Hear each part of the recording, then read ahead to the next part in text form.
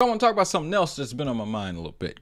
Crypto gaming. I said more of it was coming. And would you look at this? Investors pumped $297 million into crypto gaming this July. Now, why did that happen? Why did that happen? This morning, this sent me on a bit of a rabbit hole. Not going to lie, would explain why the video came out a little bit later.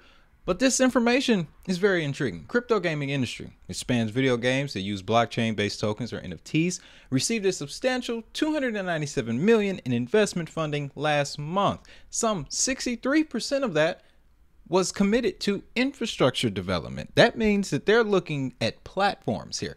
They're looking for platforms that are developing the best games. As they restate here, investors are betting on tools and platforms that will facilitate future crypto and NFT driven games. Now, I know when things first, when Web3 gaming, that's what they called it, when it first hit the scene shortly after the metaverse got popular in 2021, the gaming community itself was a lot of pushback. They said, we don't want this NFT crap anywhere near our games. And I understand that because at that time, NFTs didn't have a lot of functionality. Well, we're about 2 years past that date, and I know that XRP has XLS20, which allows for utility-driven NFTs. There are multiple other NFT platforms on XDC, on Stellar. As a matter of fact, I was just listening to a Twitter Spaces this morning. XLM, they also do gaming on there.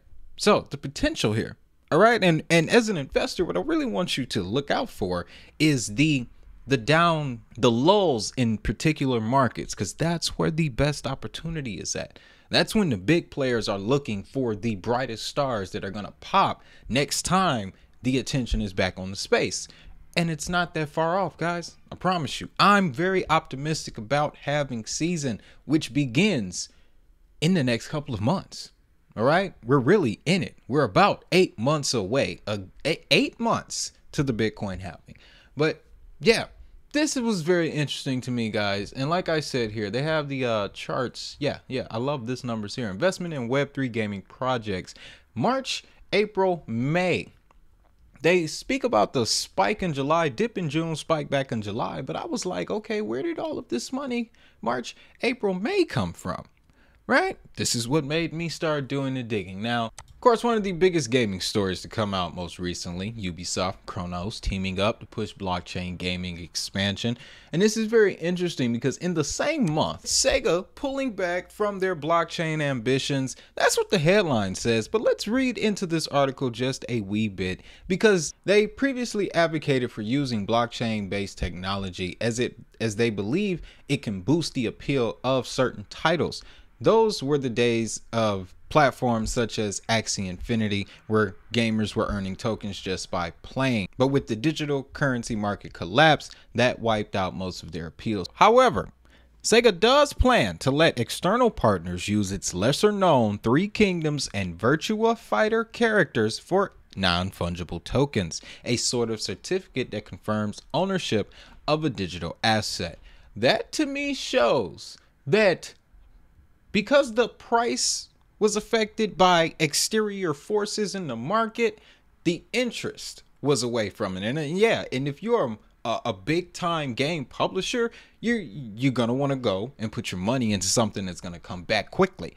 And if you saw something like Axie Infinity be so susceptible to market conditions that the interest can be taken away so fast, you're not gonna take that risk. But you will still let your characters be licensed to blockchain and NFT games.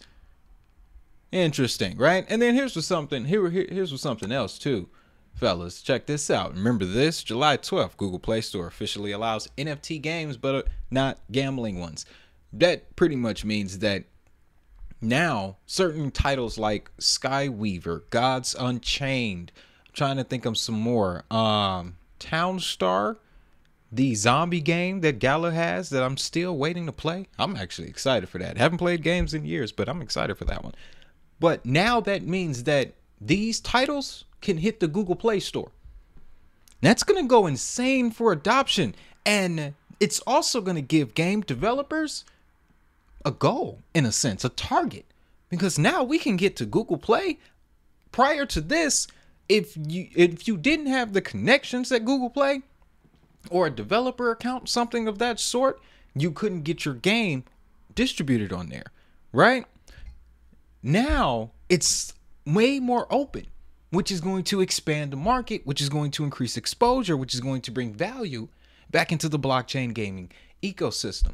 That would explain, in my humble opinion, that respike in July, because in June, what did we have happen in June? We had a lot of SEC securities, a few gaming tokens got caught up in that. So that would explain that pullback. But with Google making that decision, and let's recheck that date. Was it July? Yes, it was. Followed by Ubisoft 2 weeks later, coming back with Chronos. Hey, I'm just saying. And then check out the sentiment from the mainstream gaming industry. This is an article published in Forbes as soon as the ad goes away. All right. But yes, sentiment from traditional gaming published also in July of last month. 2 technology trends shaping the future. They're talking AR and the metaverse. And where does the metaverse exist? On blockchain. It exists on blockchain. One thing that I'm waiting for traditional gaming to realize about blockchain is the amount of data you can store on these things.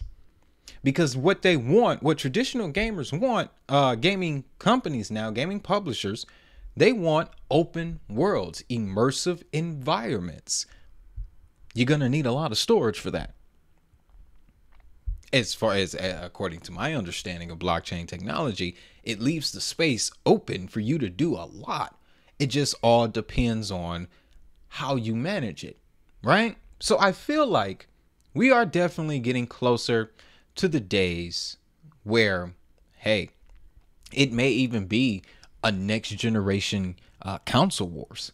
Honestly, that's really one of the things that I'm thinking about for the next DHN doc is we're going into the gaming sphere, because there are some titles, some publishers in the crypto space that are not playing, all right? They're not just giving you 2D side scrollers. Like, they're producing actual titles. And here's the best part. They're producing titles with lore, with story behind them.